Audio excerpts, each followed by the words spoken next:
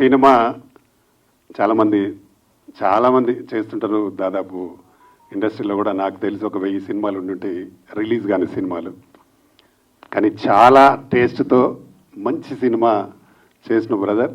నేను చూడగానే నాకు బాగా నచ్చింది. అంటే ప్రస్తుతం ట్రెండ్లో ఉంది ఈ ఇష్యూ. భారతదేశం అంతా స్ట్రైకులు, అంటే ప్రతి వ్యక్తికి తెలిసి ప్రతి ఛానల్లో ఇలాంటి న్యూస్ వస్తుంది. ఇప్పుడు దాన్ని మీరు ఈరోజు మంచి కథగా మలుచుకొని చేయడం నిజంగా డెఫినెట్గా చాలా మంచి కథ ఎన్నుకున్నారు. దానికి అమ్మాయి హీరోయిన్ చాలా బాగా చేసింది. నిజంగా ఎంత సైలెంట్గా ఉండి మంచి రివెంజ్ తీసుకున్న కథలా ఉంది.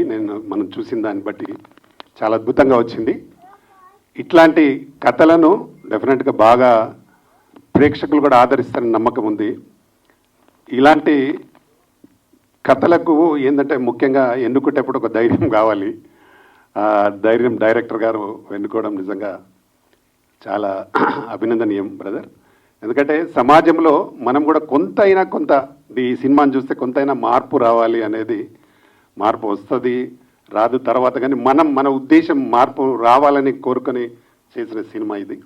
కాబట్టి డెఫినెట్గా దీనికి అందరి ప్రశంసలు ఉంటాయి. అలాగే కాసుల వర్షం కూడా వస్తుందని నాకు నమ్మకం ఉంది.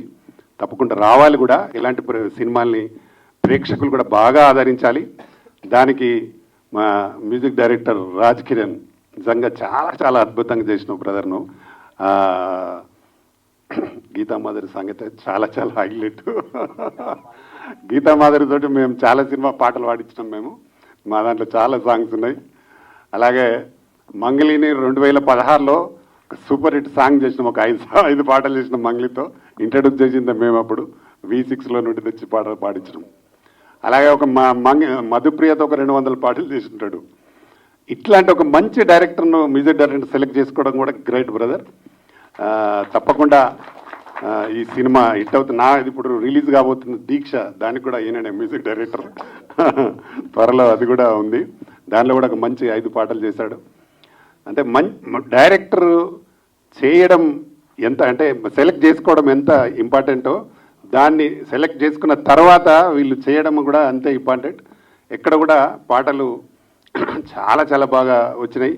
దాని దగ్గర ఇంతకుముందు కూడా మా భరత్ సినిమాకి కూడా నేనే ఇంట్రడ్యూస్ చేసిన వీరిని. దాంట్లో కూడా చాలా బాగా వచ్చినాయి పాటలు. నిజంగా ఈ మధ్యకాలంలో రాజ్ కిరణ్ కీరవాణి గారితో చేసిన సాంగ్, అది కూడా నేను దానికి ఆ రోజు గెస్ట్గా వచ్చింది. 1 lakh కాదు 7 lakh చూసిన ఫర్ డే. ఒకటే రోజు 7 లక్షలు చూసిరు ఆ రోజు. ఆ సాంగ్ అంటే ఇప్పుడు మిలియన్ దాటిపోయింది, అది 1 million దాటిపోయింది. ఈ సినిమాకి కూడా ఈ పాటలు కూడా తప్పకుండా అలా రావాలని, మిలియన్స్ దాటాలని మనస్ఫూర్తిగా కోరుకుంటూ, తప్పకుండా మా డిఎస్ రావు అన్నగారు చెప్పినట్టు మా ఫోన్ల నుంచి కూడా దీన్ని బాగా మేము ప్రచారం చేస్తాం. మా ఫ్రెండ్స్ కూడా చెప్తాం తప్పకుండా. ఎందుకంటే రాజ్ కిరణ్తో పాటు మీరు కూడా ఉన్నారు కాబట్టి, రాజ్ కిరణ్ అంటే నాకు దాదాపు 10 సంవత్సరాల నుండి చేస్తూ ఉన్నట్టు మా దగ్గర. రేపు ఇంకో మూవీ చేయబోతున్నాం, దానికి కూడా వారే మ్యూజిక్ డైరెక్టరు. కాబట్టి వీళ్ళను చేస్తే ఇందులో చాలామంది కొత్త వాళ్ళు ఉన్నారు. నెల్లూరు నుంచి వచ్చిన టీం, చాలా పెద్ద టీం ఉన్నది.